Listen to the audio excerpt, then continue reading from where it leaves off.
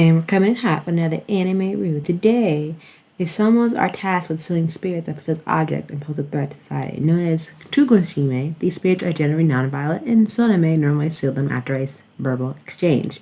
Traumatized by a previous deadly encounter with a malevolent spirit, Kunato refuses to use peaceful methods and get into physical confrontation with all screens that cross paths with him. Deeming this behavior unacceptable for a future clan leader, Yume's grandfather, Uzuhai, proposed that he start living with Botanagasi, a young woman whose family is composed of 6 Sugagime, hence he be excommunicated. Determined to track down the spirit that took everything from him, Humagiri reluctantly accepts Zuhei's proposal as a known group of evil spirits begin to jeopardize the balance between world, and the young man must gain the trust of Botan and overcome his hatred for her mysterious family.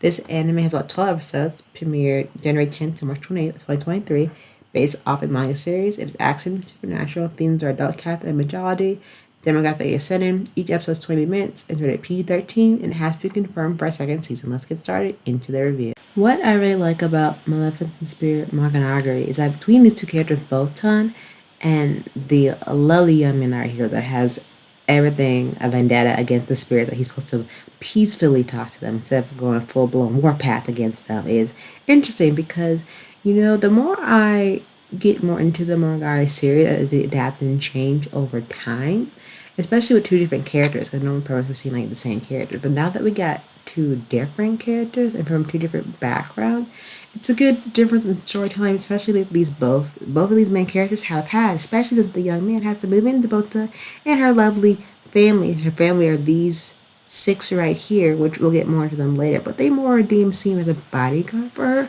more as a guardian. But I digress. I'm going to say a little smidge about these 6 lovely characters because you will be introduced to them very soon when you watch the anime. But going back to Botanam and the young man that has lost everything in his life. Now he has agreed to move in with this girl that he's just met and with her mysterious family by request of his uncle, unless he wants to be excommunicated and no longer the heir of his own family, which is a lot to ask for since, dude, when we see his backstory, when we are first introduced to him as a character, bruh, like his life is rough, and I mean rough. But besides that, I don't want to ramble too much. I think in the case of, Kotono and him being the next heir of the household, he's had a very rough experience with these Tsukugamis as, he's witnessed a very bad experience with them and it's led to the bad reputation that he's had with them and led to them dealing with his fists, how he's supposed to deal with them versus the peaceful way versus the violent way. And because of that, I feel like when we meet him,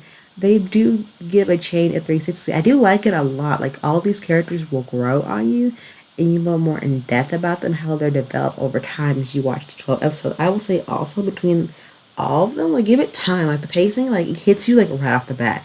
But as each episode progresses, it does take you for a loop and you kind of think where your attention needs to be. But overall, I like it a lot. It does leave a nice change of pace from the other animes that I've seen so far. And I like it a lot, especially when it's doing more of the Japanese mythology folklore, which I like. So I can't wait to see more of it. And also, like, my final thoughts on this is that it's really good. Like, give it a shot if you're interested in the Japanese mythology side of it.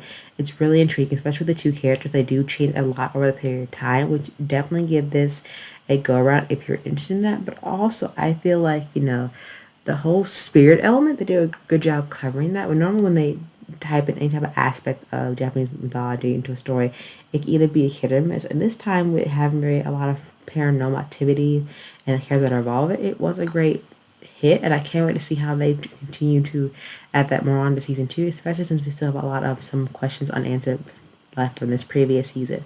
But definitely check out Malevolent Spirit Mononogatari, and I give this anime about a 7.9 out of 10. I can't wait to see how season 2 develops these characters even more and see if we can find more about the young Botan and the young man himself and see where this leads us to the next season. But until then, thank you for checking out this anime review, and I'll see you real soon for another one. Until then, bye!